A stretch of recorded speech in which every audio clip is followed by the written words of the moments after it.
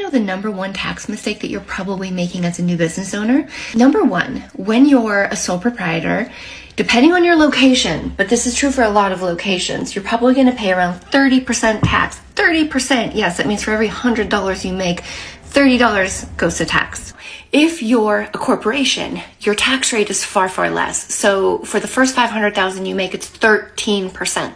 Now, I'm not a tax professional, but something that I learned pretty quickly was the value of incorporating my business so that I could pay lower taxes on the money that I was making. Now, of course, when you pay yourself personally, you're still going to pay tax on that. But what you can do with a corporation is you would put all your money into the corporation and then you pay yourself only what you need to live, okay?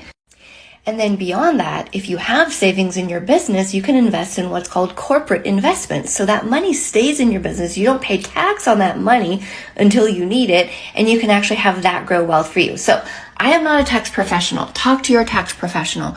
But I wanted you to know that if you're a new business owner, if you're a consultant, if you're taking money out of your business as a sole proprietor and just paying yourself directly and paying that 30% tax or more, that's a mistake that can be quickly fixed by talking to an accountant.